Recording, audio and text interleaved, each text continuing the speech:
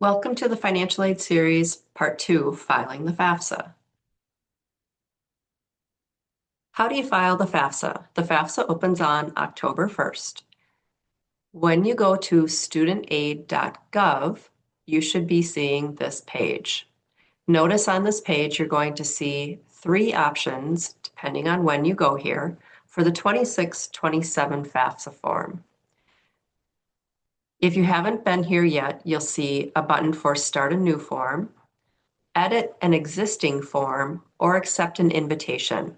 If this is your first time, you're going to start a new form. If you've already submitted a 2627 FAFSA, then you'll go to Edit it.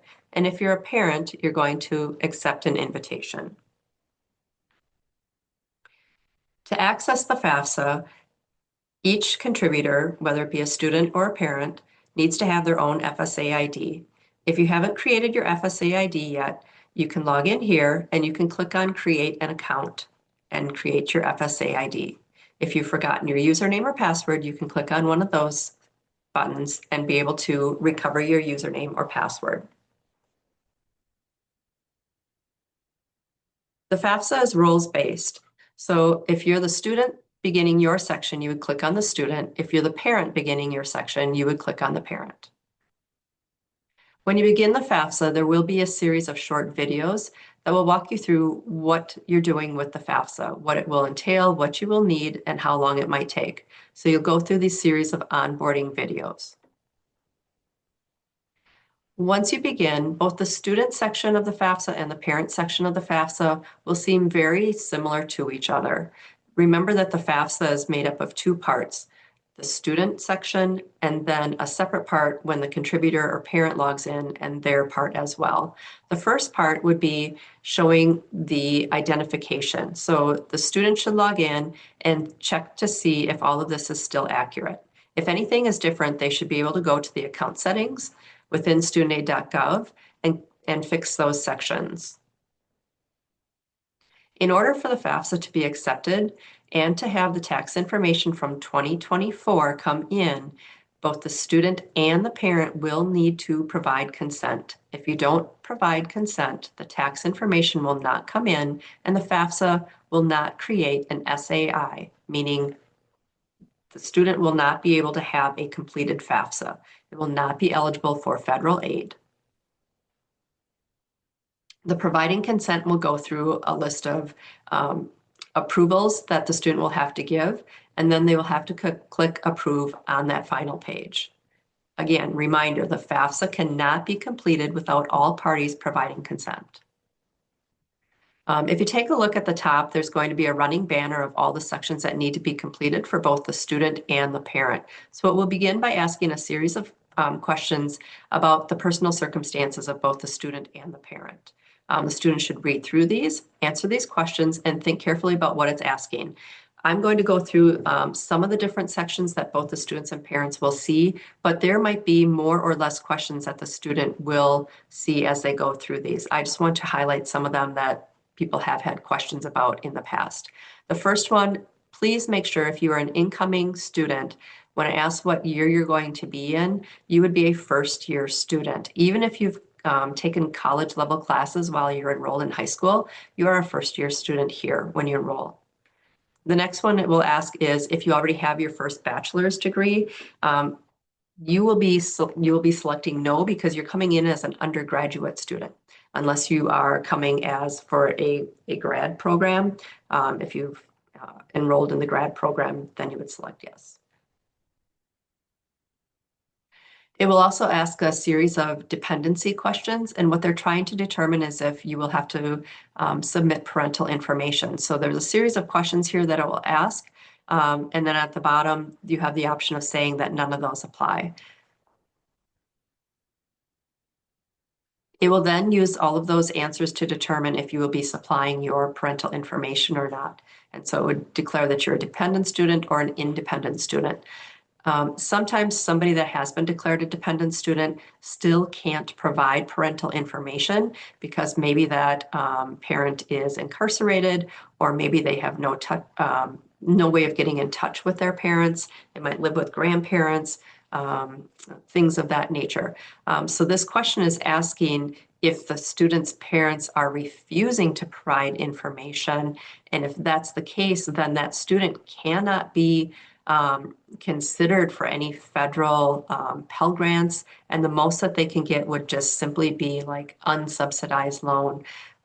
So in most cases, the student is going to be answering no in this case, because hopefully the parents are going to be providing their information. Then it is going to go through and it's going to ask a few questions about the parents, because this is going to lead into being able to invite the parents to the FAFSA. So one of the things that you do have to be careful about with the student when they invite the parent or parents to the FAFSA is it is going to ask for a social security number as well as an email address to be able to send this invite to. So it is really helpful if the parent and the student will take a look at this together, because if the social security number is entered wrong, then there's going to be problems with the parent being able to get into the FAFSA. And if it's sent to the wrong email address, there's also going to be issues here. So it's very important that the student has this accurate. If the parent doesn't have a social security number, there is still a way for parents to be able to complete the FAFSA for the student. We're moving into the next section, which is demographics. So there will be some basic questions that are being asked about the student's citizenship, about their high school completion status, and about parent education. If the student provided consent when they first logged in, then 2024 tax information should have been brought in for the student. And even if the student didn't file taxes in 2024, what it would have brought over is the fact that the student didn't file taxes, which is fine if the student didn't need to file taxes. And yes, 2024 is the correct year. It always uses tax information from what they call the prior year. So it's kind of like 2 years ago that it's using that tax information. It will still ask a few questions that don't get brought over from the taxes from the federal tax return. So the student can answer those questions. And again, it's going to vary from student to student based on if they file taxes or not and what that tax information might be. It might ask if the student worked a job even if they didn't file taxes, and if so, how much that income is. It's going to ask some information about their assets, such as their total and their cash savings and checking account, as well as if they have any investments, such as real estate, or if they have a business or investment firm. And then it's going to move into which colleges the students would like to have their FAFSA sent to. So it's really important here that the student go ahead and they list which schools they would like their FAFSA to be sent to. And if Ripon is on their selection, which we hope it is, that they put Ripon down, Ripon College from Wisconsin.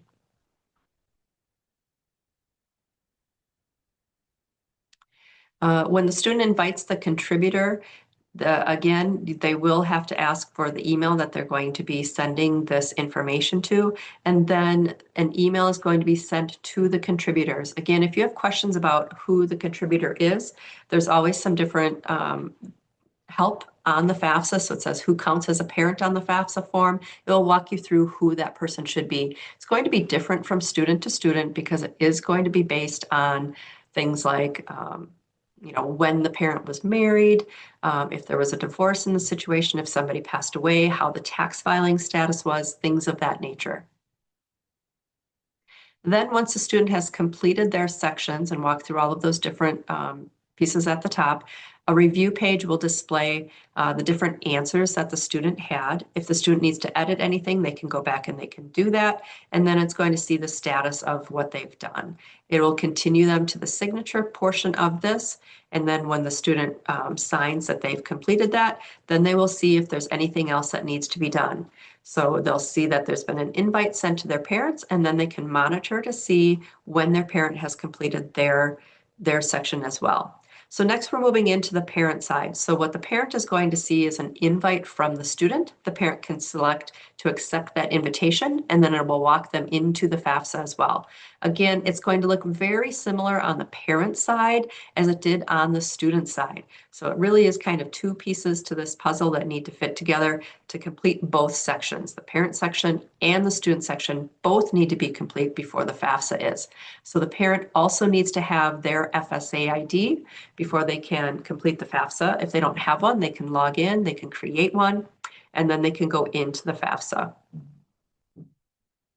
It's going to walk them through many of the same things that it walked the student through. So the parent identity information, checking to make sure their date of birth, social security number, email, phone number are all the same. Again, it will ask that the parent provides consent to be able to have their tax information brought in from the 2024 taxes, and the parent should provide consent so that the student can see that they're eligible for all of the different types of aid that they should be considered for. It will walk them through all of the same different types of information that it walked the student through. So it's going to ask for particular demographics, marital status, because it wants to see which parents should be included in this form, as well as state of legal residence, because they want to see what types of state aid the student should be eligible for. Again, the FAFSA is just trying to determine how much aid the student is eligible for. It's really looking for the best situation for the student. So the more information that can be provided, the better off it is for the student. So then it's going to go into just different particular parts about the financials. So this is one question that parents often have questions about, so that's why I'm putting this in here. And the question has changed from last year because there were problems with it last year. So family size. What the FAFSA is doing is it's trying to predetermine the family size based off of the taxes from 2024. And we know that things can change from year to year with family size. So it's taking a look at the taxes and it's predetermining on this example that this family size is 5. It's counting the parent that's entering information on the FAFSA as 1. It's determined that there's a spouse because that information has been entered. And then it says, well, of course, there's a student that's filing the FAFSA, so that's 3. And then from the taxes, it has said that there had been 2 exemptions or 2 dependents on the taxes. And so it determined that there was 5 people in there. So what it's asking then is to enter the number of children or other dependents who live with the parent and will receive more than half their support during that academic year. And so it's trying to double check that this is accurate because we all know that family size could change. You might have a student that graduated and left and you're no longer supporting them, so it might be less than 5. You might have had a baby, and so you might have more than 5. So it's asking you to update that information on family size because it could be different from your 2024 taxes. It's also going to ask how many people in the family are in college. This isn't something that is actually factored into the need analysis formula like it was a few years ago, but it does still take this into consideration. Well, it's not taken into consideration in the formula, but it's a question that's asked so that schools have this for their information. And then there's other income questions that are going to be asked, things that are not brought in from the taxes, but are still included in the needs analysis formula. And similar to the students' information, it's going to ask things such as child support received, the parent's assets, such as cash, savings, and checking, types of investments. I would note here that the family home that you live in should not be included. Retirement accounts should not be included. And then this has gone back and forth the last few years, but family business with less than 100 employees should not be included, and family farms should not be included for this upcoming FAFSA. It will go ahead and ask for other parental information. So if there's, if you're the parent on the FAFSA, but you have another parent that you're married, if you have a spouse that you're married to that is the other parent, that should be listed on here too. And then it will ask, if depending on the taxes, if they need to add their information in or if it was already brought in. It will take you through to the signature page. And again, by signing and submitting, that's going to be completing the parental signature or the parental section of the FAFSA. And once both sections are complete, both the student section and the parent section, then the whole FAFSA itself is complete. And then the student will be able to get their status communication that everything is complete, and the FAFSA will go to the schools. So next in the series would be next steps, which is once the FAFSA is complete, what can we expect?